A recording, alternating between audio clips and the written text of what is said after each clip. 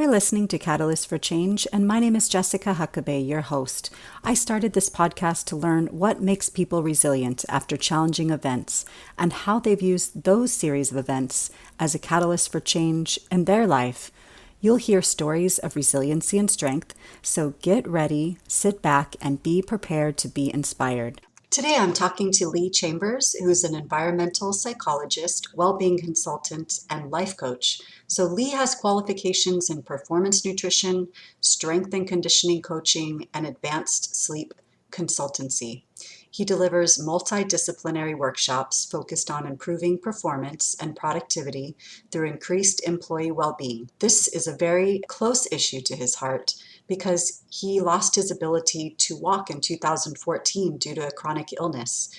And we'll talk a little bit more about that in this episode. So he's been able to battle back and achieve some really positive health outcomes and is now on the pathway to becoming medication-free. So stay tuned. Well, thank you so much, Lee, for coming on my podcast, Catalyst for Change, Stories of Resiliency. And can we start off by just getting a little bit more information about what's been the catalyst for change in your life? Yeah, so I feel if I'm to take a helicopter and look at my life so far and look at the journey, I think the three significant catalysts for my life were the mental health challenges I had at university, when I then went back and graduated into the 2008 recession, and that left me with a graduate scheme that I secured, worked there for a very short time, and then that was lost. And the third catalyst for change, and probably the most significant, was when I lost the ability to walk through illness in 2014. And that shifted my worldview significantly as I worked through the challenges to get back onto my feet again. Well, thanks for letting us know about those two things. Those are some major events. So can you tell me a little bit more about what led you to not being able to walk anymore? Yeah, so I was 29 at the time. I just turned 29. And if anything, I was in a relatively comfortable position in my life. I was fit and healthy. My son was 18 months old, and my wife was 6 months pregnant with my daughter. My business was doing particularly well. And the previous year, I had got married to my wife. We'd bought our first house together. We holidayed in Florida and cruised around the Caribbean. And in so many ways, things looked, particularly rosy. Mm-hmm. And yet, all of a sudden, my immune system attacked the connective tissue in my joints. And over the course of 5 days, I went from fully independent and fully mobile to being in a hospital bed with my joints the size of footballs and pretty much locked in place, leaving me unable to care for myself on any level, really. And that was incredibly shocking, as you can imagine, because I'd gone so quickly from what felt like everything to nothing. Yeah. And that initial shock, I didn't know how to process that. And I've been through challenges before in my life, but this one it particularly pushed me to think, whoa, how do I alchemize this? Because it's incredibly painful and it's happened in 5 days and it feels very, very limiting. And given my background, what was that diagnosis they gave you? So really, as they tested me and tried to work out what had happened, got as far as understanding that my immune system had attacked a particular type of connective tissue in my joints, thinking that it was effectively a foreign body. Mm-hmm. And because it decided to encode itself to attack that, it continued to attack that particular type of tissue, which caused significant swelling on my joints. And obviously, where that came a lot of pain. So it's ultimately been labeled as a type of autoimmune arthritis because it was all focused on connective tissue in my joints. And it's obviously base root immune system condition. Obviously, from there, given the way that the medical system works here in the UK, they made a decision not to try and narrow it down any further, simply because the continued testing wouldn't change the treatment course. So I sit now in that lovely kind of bubble of people who've got autoimmune arthritis but don't really know what they have. Okay. And what have you done to help yourself on that road to recovery from autoimmune arthritis? Yeah, so initially after that shock wore off, I was in despair. I was frustrated because naturally your initial reaction to that is, this has all happened so quickly and why me and why now? And I've looked after myself previously, and that kind of what came and went. And I knew I had to express the negativity in as healthy way as possible. Yeah. Next came grief for my physicality, my mobility, my athletic nature, and really the future of running around with my children, not knowing where that'd go. But the recovery really began when I was moved up onto a longer term ward, and from the window I was next to in the bed, I could see across the hills to the town where I grew up as a child. Mm-hmm. And I'd walked across those hills many times over the years, and looking out and reflecting, because you get a lot of time to reflect when you can't move, Yeah. I suddenly really fell upon this particular thought that changed everything at the time. And that thought was, never been grateful for walking until I lost it. Yeah. And it just sunk into my heart, and realized that all the people coming to help me, go to the toilet, shower, feed myself, I hadn't been grateful enough to them either. And then it Yeah. went even further, to the point where I realized I've grown up in the north of the UK. I've never faced environmental disaster, famine, war, or conflict.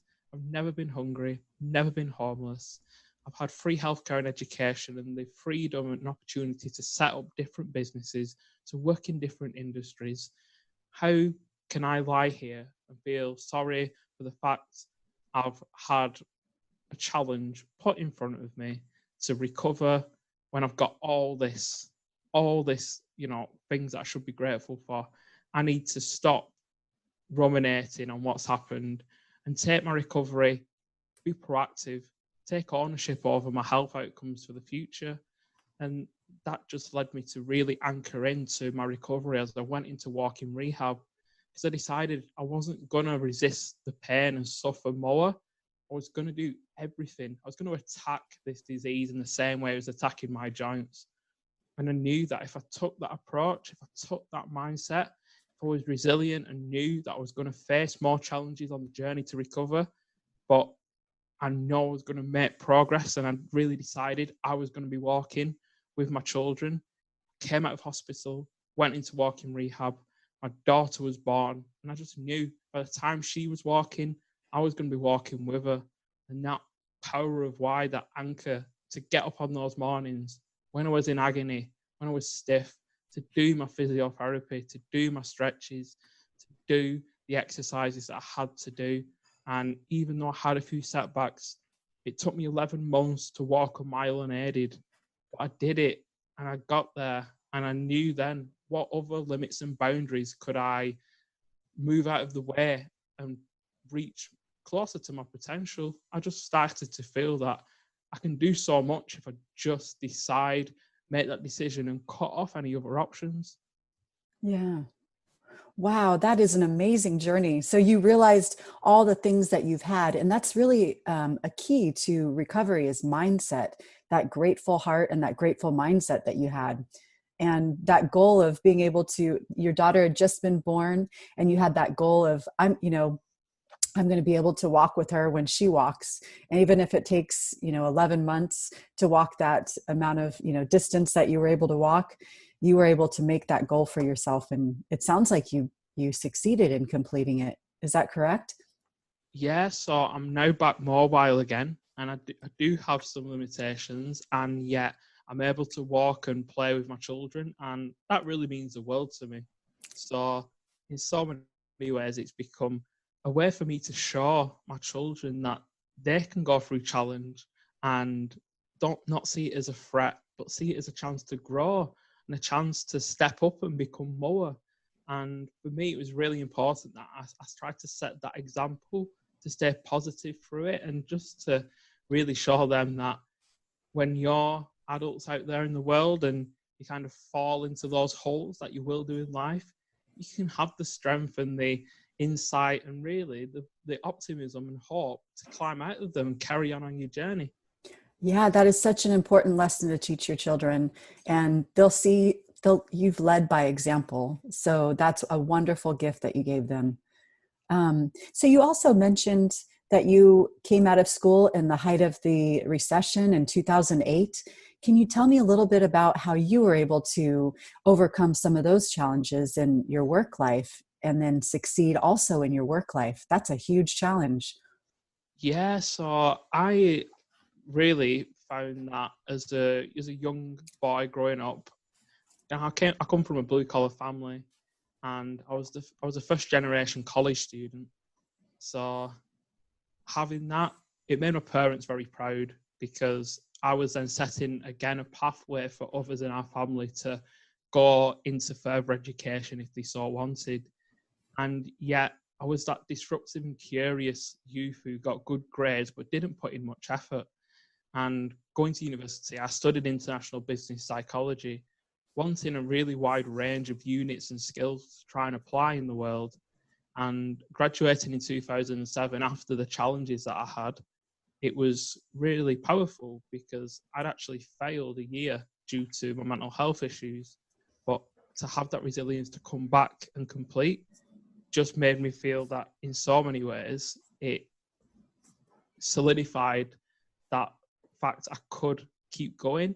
And I got to that point, graduated, and got myself onto quite a prestigious graduate scheme at a national bank here. And I wanted to be a financial advisor. I took time to reflect and saw that I really enjoyed helping people, and I really enjoyed working with figures and statistics. So becoming a financial advisor seemed like a perfect career fit. Unfortunately, I started my grad scheme in the fall of 2007, and 6 months in, all of a sudden, people started packing the desks around me.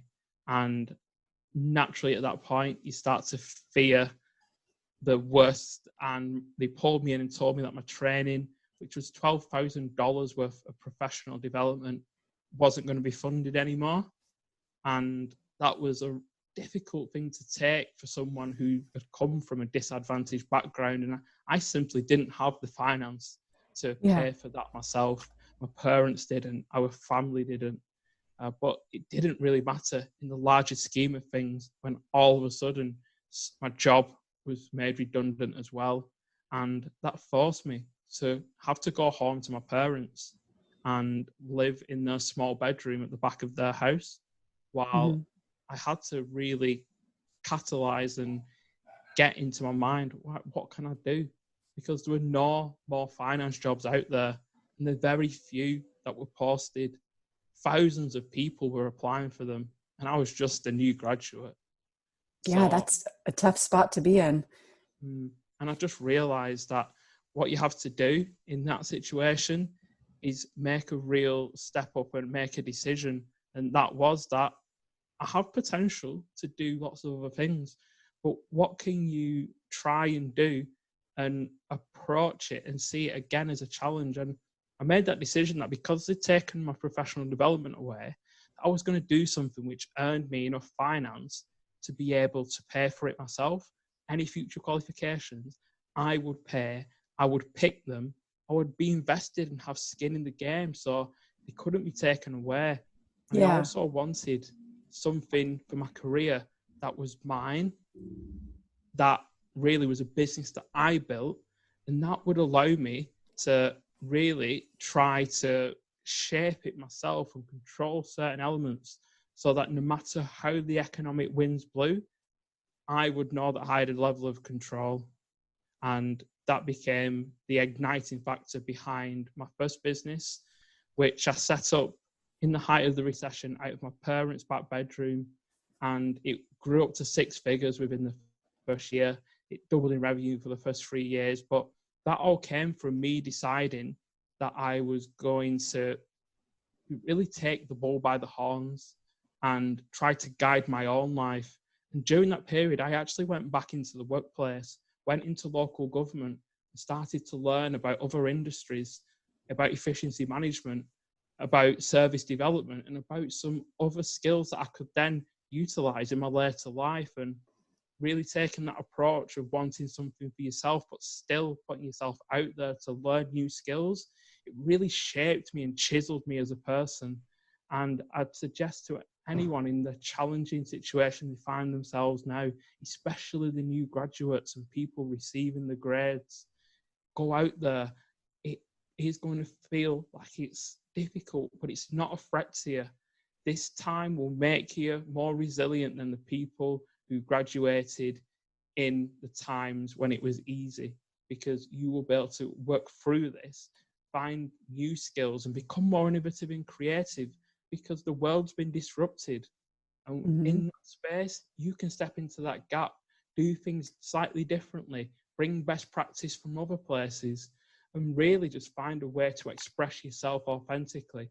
Find where you bring value, what you love, where your strengths are, put them together, and find a career or a business or something that you can drive for yourself. Yeah, that is so true. And you mentioned that you've started 3 businesses. Can you tell me a little bit more about what drove you to start those businesses and how you went about that? And especially in a down economy like 2008, 2007, 2008, you were able to start a business that was able to double in revenue and, had six-figure amount of money that it was making in the first year. That's just amazing. And I'm sure the listeners would love to hear about how you did that. Yeah, and I think a lot of it came down to the fact that I wanted to really prove a point that I could do it. And that became incredibly powerful fuel. And in a lot of ways, I had a number of skills and was very determined.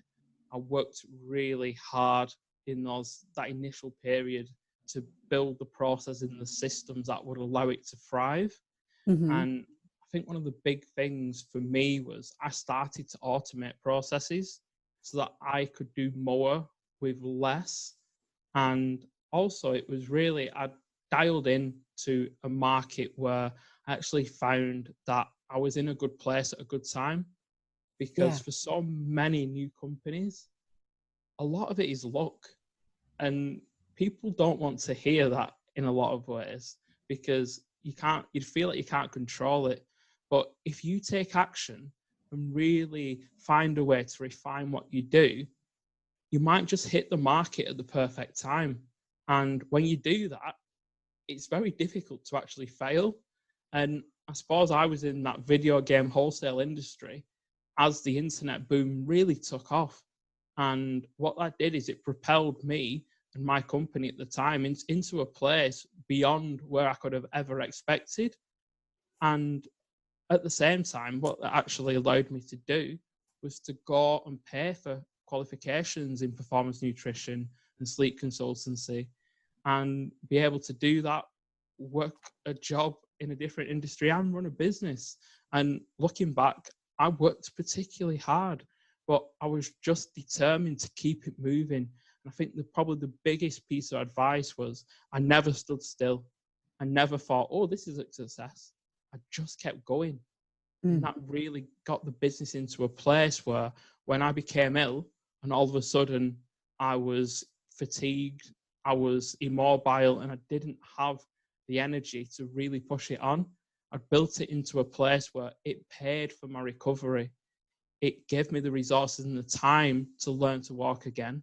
And it actually put me in a great place to spend a lot of time with my children before they started school.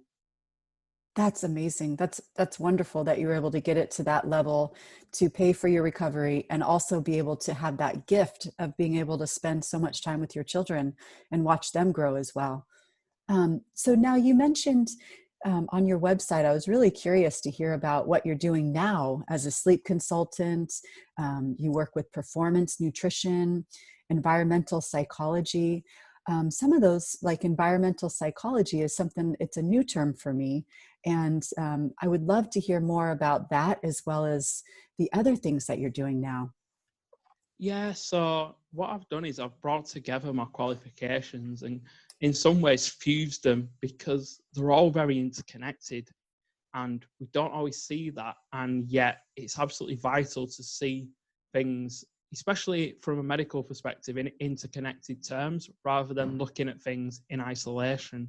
So environmental psychology is effectively the study and understanding of why we behave and interact with certain surroundings and environments, and how that ultimately affects our thoughts, our feelings, and our well-being overall. So a big part of my work is within industry, is within workplaces and workspaces, and looking at how the design, both physically and psychologically, affect people's behaviours and well-being over the long term, because we spend large amounts of time within a workplace environment. And that means that we look at the physical aspects such as lighting, acoustics, ventilation, density, biophilia, and we actually look at how congruent those places are for the jobs that are being carried out. And then we also look at the psychological elements such as feelings of inclusivity and belonging, organizational cultures and how conscious they are, how purposeful and value-driven they are. And what I understand is, while I am ultimately a workplace wellbeing consultant, there's so many different elements that come into the foundations to make a real, basis for good workplace wellbeing. It's not just health behaviours, and that's where I kind of fuse all my different aspects in together. The nutrition, looking at how we can interlink that with the sleep, how we can interlink it with movement, and how we actually build better habits and utilize a more proactive mindset and bring all those together, because small behavioral changes compound over time, especially when you do lots of little ones across a number of different health behaviors. And I think the massive thing for me is, in this world where we so often look in isolation for the fix for the one problem that we have, it's never that simple. And I'm sure you, as you see with TBIs, it's not simple. There's so many different elements at play, from the severity of the injury, the angle they've been injured from, and the different parts of the brain which may have been affected. And again, it's not that simple. And I love interlinking these things and helping people understand the wider perspective of health and well-being. Oh, that's really fascinating science that you've been able to work with around workplace wellness. Now, I know a lot of people that are, managers in the IT field, and it seems like during COVID, they're working more from home than they did when they were in the office. Is there any advice that you can give those people that are working more from home and in meetings all day about how to increase their wellness or well-being? Yeah, definitely. So, as you well aware, my initial business that I've just sold was a video game business, and it was in the tech space. And tech is really bad at wellness, to the point where I actually have come out of that business. And part of my mission with Essentialize is to go back into tech and try and make a difference when I'm not in it, because I've been in it and it's more difficult to get traction when you're in it. I can see that. Yeah. So, a massive thing with IT professionals is that they're offering that level of support, and technology is an amazing facilitator of so many positive things. And yet, when it comes to our well-being, that amount of stimulation and inputs, it's massive, and it becomes problematic, because we know that at its heart, the very top tech companies are also on the cutting edge of trying to bounce you off that ceiling of burnout by embracing as much wellness advancement as they can. And is that ethical? Very borderline if it is, but we start to try and look at ways that you can respect your ultradian rhythms, to schedule and work in blocks where possible, to try and ensure that you get more boundaries around those times that you work. Try to find a balance where you can get yourself an element of, digital sunset, maybe even a digital free day on a weekend. Just kind of looking, because it's so easy to fall into those cycles where we don't eat very well, and our chronic stress builds up, and therefore we struggle to sleep, and we've been in that chair for too long. We don't really feel like moving, and really it comes down to trying to anchor in some positive elements in our day. For IT professionals, so often that requires us to really be aware of the very start of the day and the very end of the day, where we have the most control, and about trying to build good routines there, because it's so often very difficult to find time during that day. And it's absolutely vital that we try and schedule our day as well as we can. And it's one of those jobs, it's very dynamic. You can't be rigid with your wellness when you're an IT professional, because you will be continually frustrated. Yeah. In fact, you'll be getting more stress and more cortisol because you're not able to do your wellness. Yeah. Yeah. You have it like that. But ultimately, yeah, my advice to IT professionals is really take a look at trying to speak to your employer about just getting the best balance you can, about getting the chance to do significant parts of work, but try and get that flexibility so you can get up for 15 minutes and just disconnect from all those inputs, all that stimuli. Maybe just go on a walk around the block, get some sunlight in your eyes, stimulate that serotonin production. Yeah. Maybe just go and have a chat to someone where Yep. it's just not that connect. Because again, what happens is our performance declines because we're not disconnecting fully from the tasks. I mean, IT professionals, they task switch so much, and we get all that dissonance that we get from that, and we struggle to then reattach. And we can try and schedule as well as we can, given the challenges of the industry, especially at the moment. Yeah. We'll find a better balance and a better way to integrate it in our lives and stay well for the longer term. Yeah, I really like what you said about the start and the end of the day. You have the most control. So maybe scheduling in a walk right after you eat your breakfast, like early in the morning before you start your workday. I know that sounds pretty doable for some people. At least 15 minutes, like you said, it's even just 15 minutes is a huge difference. And having a tech-free day maybe during the weekend to just play with the kids or engage with your friends and your other half or partner. So I really like those tips. Now, I really enjoyed speaking with you, and I feel like there's so much more that you can talk about. But I want to keep it to where digestible episodes around of 30 minutes. Is there anything that you think we may have not covered that you really want to make sure we cover? I just feel, Jess, that it's so important that we just kind of reiterate that for people in the recession at the minute and the challenging times that we face, is to keep that hope and optimism and keep taking action. Just keep moving forward and making that progress. Try not to avoid it and see it as a threat, but see it as a challenge that as human beings we can all step into.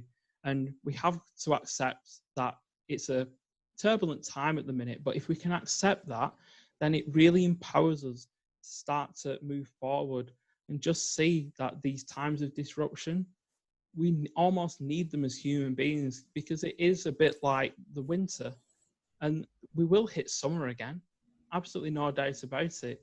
But if we can be resilient through this period, if we can really step into that challenge and spend this time to really find out what our purpose and why is and dig that little bit deeper, now is a perfect time to really kind of step into it and to try and keep that positivity and bolster our mental health as well as we can through the challenge.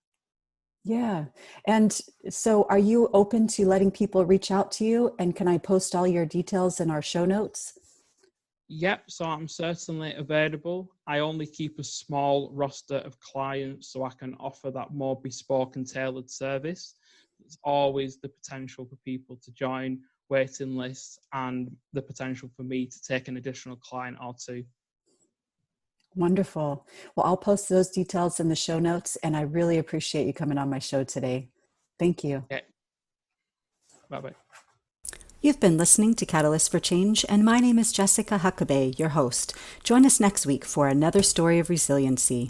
And please subscribe wherever you listen to your podcasts, and feel free to leave me a comment or email me at catalyst catalystforchange20@gmail.com, or on Facebook, we have a page at Catalyst for Change Resiliency.